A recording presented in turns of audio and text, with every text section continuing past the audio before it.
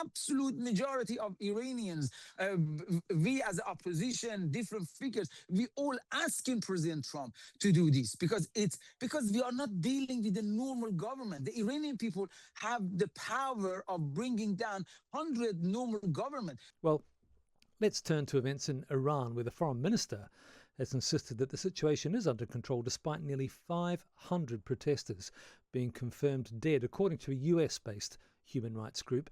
The protests have now been going on for 16 days. As a result of this, UK ministers are now considering whether to prescribe the Revolutionary Guard of Iran.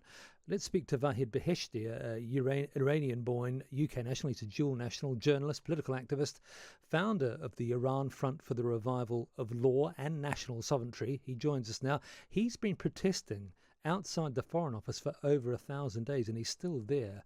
Vahid, thank you for joining us. We'll just talk about your protests in a minute, but just the latest from Iran itself. How does what's happening now compare to the previous uprisings, particularly the big one in 2009? Thank you very much for having me on your show. So, first of all, let me correct that, it's not in the control, but we are on the fourth day of internet blackout. That's why we don't get the information. But through our sources, the streets are getting more crowded every day and more cities joining this. I call it full-scale revolution, which from here I'm going to go to your question. That's why I'm calling this full-scale revolution. It's completely different from what we experienced before in 2009 and onward. They were uprising, but this is completely different. As you see from the day one, from 16 days ago, it's started from the merchants in bazaar, grow slowly to different sectors, universities, different sectors, and different cities. Now 180 cities joined this full-scale revolution. And the very specific, distinctive feature of this revolution is that it doesn't have a single leader. It's leading by different leaders, different groups from inside of Iran. And that's why it's very hard for the regime to separate that, because they cannot bring focus on one leader or one group. So it's completely different. The Iranian people made up their mind. They're going to go all the way. Doesn't matter what price they paid. The number is not 500. Yesterday, 3 o'clock in the morning, I published myself 2 videos which I have received from inside of Iran, which shows bodies bagged up, piling in one place like a warehouse in south of Tehran, in Kahrizak Karaj. And the information that I received from inside, at least 2,000. Yes, that was yesterday. At least 2,000 people have been killed, at least. So that's the number that we are getting from inside. But they made up their mind. They're not going to go back. This is a full-scale revolution with the aim of overthrowing the regime. And let me just finish with this in this part of the conversation. They are not fighting for themselves, Iranian people. Let's not forget, they are fighting with the brutal regime, with the exporter of this jihadi evil, dark ideology that we are experiencing in London, in different European cities, in America, that brainwashing our youth, radicalize our youth, and turning them into the main enemy of our values here. So we have to have this in mind. They are not fighting for themselves. That's why they need help now. Vahid, one of the aims of your protest has been about the Revolutionary Guard and getting the UK government to prescribe the Revolutionary Guard, something the US did 5 years ago, more than 5 years, 6 years ago now, 2019. Even if they do it, it's a bit of a token gesture at this stage, perhaps? It's gonna help. It's gonna help. It's got few. That's why we've been here for 1,000, as you said, 56 days now, with 72 days hunger strike, 2 weeks in a hospital, 1 week in safe house. I've got 2 fatwas for my head, but we know the effect of it. First of all, if our government make their mind up and take this right step at this moment, we're going to inject a great energy to Iranian people, which they're fighting for us now.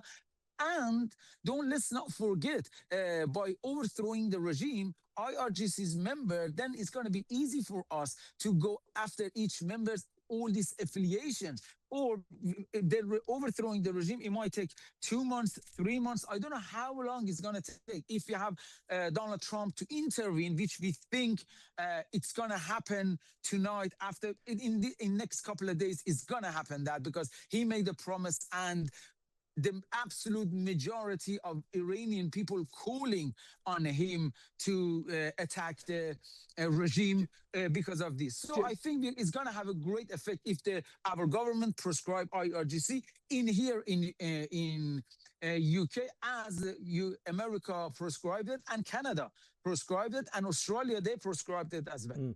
Just briefly, Vahid, if Trump does act, if there is some more military intervention by the US in Iran, does that help the protesters? Oh, yes, definitely. Absolute majority of Iranians, we as opposition, different figures, we all asking President Trump to do this, because we are not dealing with the normal government. The Iranian people have the power of bringing down 100 normal government. We are dealing with the mafia evil group, which they have no hesitation to kill as many as takes to save the regime, save their system. Let's not forget, this is a system that's driven by one ideology, evil ideology, not by politics. What is their ideology? Their ideology is that they believe they have a divine mission, and that divine mission is that destroying the order of modern world and establish the Islamic State. That's why they believe in. So for the people with this mindset, doesn't matter how many people killed, but we need President Trump intervention and other leaders. We need that. Vahid, this is not only our war. We will have to leave it there, and we'll see if President Trump does in fact intervene. Trump is saying that Iran has contacted the US to negotiate. He said that overnight, as he is considering, as he puts it, very strong military options. What might that look like? I'm joined by Dr. Roxanne Farman-Farmoyan. She is Director of International Studies and Global Politics at the University of Cambridge Institute for Continuing Education, the daughter of an Iranian prince, Manouchehr Mirza Farman-Farmoyan, who fled from Ayatollah Khamenei's regime. Roxanne, thank you very much for joining us. Just to pick up that point we were talking to Vahid about, the role of US intervention in Iran. I think that the regime at times has thought that when the US gets involved, it strengthens its hand, but presumably we're past that now. Well, I think it's very unclear what would happen if the United States were to intervene and how. In the previous 12-day war, they attacked simply the nuclear facilities. It's very unclear what the United States would attack. And certainly in the past, President Trump has threatened to hit Iran's monuments. And there are some extraordinary monuments in Iran, and I think no Iranian would like that to happen. I think that it is very unclear at the moment how an American and also possibly Israeli attack could change the situation. The government is very cohesive. The military came out very unusually a couple of days ago, indicating that they would be protecting strategic assets and were supportive of the government. And we've seen absolutely no division among the security forces whatsoever. They are fully behind the government. So I think it would be a very different kind of thing than, for example, President Trump has just undertaken in Venezuela. And in Venezuela, certainly he decapitated the top of the government, but did not change the situation for the people. And I think what your guest was hoping would be that an intervention would actually change the situation on the ground. In Iran, that's much, much more difficult. The economic situation is disastrous. They're suffering from electricity and water shortages. So there's not an immediate solution to the economic problems, and the military seems very, and security forces seem very cohesive in cracking down. I suppose that's what I was getting at, is that given there is a cohesive approach from the regime, might more Trump intervention actually unite that regime, make it stronger in a sense, or at least more determined, and allow them to portray the US as, foreign usurpers in Iran's affairs? Yes, I think that's a very good point. And I think, in fact, if we look at the government's response, they are linking the two different crises. In other words, they are linking the domestic protests to the threat from the outside. And certainly the rhetoric and propaganda coming from Israel is taking credit for a lot of the protest activity. And so the government has doubled down on that, has blamed the protesters for fulfilling Trump's wishes. And their view, I think, is to quell the protests internally so that they can more easily focus on the threat coming from abroad and not be viewed as weak, which I think they feel the protests in the street have contributed to an image that they are weak. And so we're seeing the crackdown be particularly ferocious at the moment. And although I'm sure there are parts of Iran where demonstrations are continuing, as your guest indicated, overall, we're beginning to see a waning of the protests because the crackdown is severe. Just looking ahead, if this particular regime were to fall, what might take its place in Iran?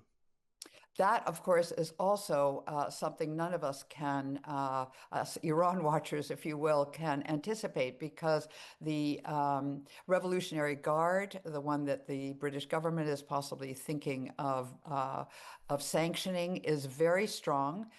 It has a great deal of experience both working with its proxies across the Middle East, as well as many of its members have fought in the Iran-Iraq War and are hardened military professionals. So it's a very strong force. The military is very big. And so any kind of change would have to have their accommodation and support, if you will. And further, what we have not seen this time around is any kind of real strikes or shutdowns in the oil industry. And that was a key player, of course, in the revolution in 1979, and is a significant economic lifeline for both the government and anybody who might take over. So they would have to be on board for any kind of opposition group to serve and start something new. And I think the last point I'd like to make on the opposition and what would follow is that it has been a strategy of this government to ensure that there is no cohesive opposition. And so there are no networks, there are no in-country game players that have extensive opposition strength and vision, for, if you will, to take this the next step. Thank you very much, Dr. Roxanne Farman-Fayoum. She is Director of International Studies and Global Politics at the University of Cambridge Institute for Continuing Education.